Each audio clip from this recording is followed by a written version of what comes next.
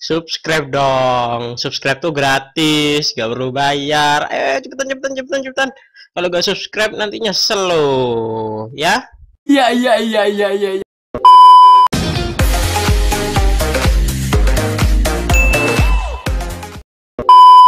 Guys, selamat pagi para netizen di rumah. Oke,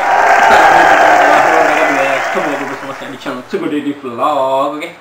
Oke, selamat pagi ya guys. Wah, nih kayak kecedaan nih guys. Kameranya kadon guys kayak gitu. Nah, selamat pagi ya. Sangat excited banget karena aku ntar lagi mau latihan untuk persiapan ke Singsam Jembel 1 TV ya di acara Omku ya. Tentu jangan lupa subscribe, support channel ini terus biar uploadnya tiap hari, oke? Dan ntar lagi akan tayang 2 kali, ya 2 kali video atau 1 kali, tidak tahu ya. Pokoknya nantikan aja pokoknya. Nah, oke. Kali ini aku akan bawakan berita lagi guys. Karena ini bukan cerita ya guys, kita beralih ke berita ya guys. Agak banyakan beritanya ya guys, karena di negara kita ini banyak beritanya guys. Nah, jadi aku seneng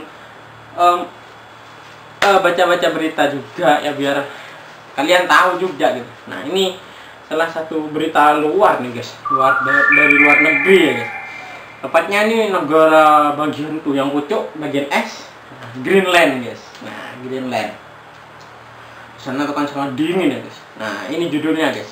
Lapisan es di Greenland mencair dalam skala belum pernah terjadi sebelumnya guys. Ini mencair guys. Kenapa bisa mencair ya lapisan itu? Sejumlah ilmuwan menyatakan lapisan es di Greenland kembali mencair pada tahun 2019, memecahkan rekor sebelumnya sebesar 15% guys. Wow. Dan sebuah analisis baru guys katanya nih guys di beritanya menyebut bahwa skala pencairan itu belum pernah terjadi sebelumnya guys. Nah, dalam catatan sejak tahun 1948 guys. Wow. Nah, yang mau baca linknya di bawah ya, oke? Tenang, ada linknya. Nah, dan sistem bertekanan tinggi ini yang terhalang di Greenland musim panas lalu disebut sebagai penyebab langsung mencairnya lapisan es tersebut guys. Wah, jadi mungkin musim panas ya guys, bukan sistem panas, musim panas guys ya. Musim panas yang berkepanjangan itu bisa menyebabkan es itu cair guys. Dan namun para peneliti itu guys menilai bahwa emisi karbon yang bertambah mendorong Greenland ke tahap pencairan yang lebih ekstrim guys. Nah, yang pertama ini guys, hujan di tengah musim dingin mencairkan lapisan es di Greenland. Wah, kok bisa ya ada hujan? Oh ya mungkin kandungan garamnya tinggi mungkin ya hujannya di situ. Jadi lapisan esnya pecah, retak dan mencair guys. Nah, yang kedua ini guys, gunung es ratusan miliar ton melepaskan diri dari Antartika. Wah, ini ada gunung esnya kayaknya. Pernah lihat kayaknya, besar itu kayaknya. Mungkin ada di gambar di sini ya, mungkin ya di bawah ini ya. Nanti kita carikan di Google kalau agak nemu ya wes. Nah, kita lanjut lagi guys. Yang ketiga guys, perjalanan ke gletser hari kiamat, seperti apa mencairnya Antartika. Wah, ini guys, 3 deh guys. Dan selama lebih dari 30 tahun terakhir, kontribusi Greenland terhadap tingginya permukaan laut terus-menerus signifikan guys, seiring dengan semakin banyaknya lapisan es yang mencair guys. Wow. Sebuah laporan internasional tentang Greenland ini guys, yang dirilis Desember itu guys, menyimpulkan bahwa Greenland ini kehilangan es 7 kali lebih cepat ketimbang dekade 1990-an guys. Wah, cukup ya, jadi signifikan. Oke. Aku lanjutin lagi ya guys. Nah, ini gini guys, saat ini guys sebuah penelitian terbaru menunjukkan bahwa tren itu masih terus berlanjut guys. Nah, menggunakan data dari satelit GRACE dan GRACE-FO serta model iklim, para peneliti menyimpulkan bahwa selama setahun penuh Greenland ini kehilangan 532 gigaton es. Wah, kayak memori ya kehilangan beberapa giga gitu. Dan itu adalah peningkatan yang signifikan dibandingkan pada tahun 2012 guys. Ini katanya peneliti ya. Dan para peneliti itu mengatakan mencairnya lapisan es Greenland itu setara kenaikan permukaan air laut setinggi 1,5 mm. Wow. Angka itu sekitar 40%-an ya guys dari kenaikan rata-rata permukaan air laut ya guys ya. Dan menurut perhitungan oleh ilmuwan iklim asal Denmark guys, Martin Stendel guys, jumlah es yang mencair di Greenland tahun 2019 itu cukup untuk menutupi seluruh wilayah Inggris guys, dengan sekitar 2,5 meter es yang mencair guys. Tahun 2019 dan 2012 ini guys ditandai dengan peristiwa pemblokiran guys, kata para peneliti guys, yang artinya gangguan pada aliran air menyebabkan sistem bertekanan tinggi di Greenland macet. Dan katanya penulis utama ya, Dr.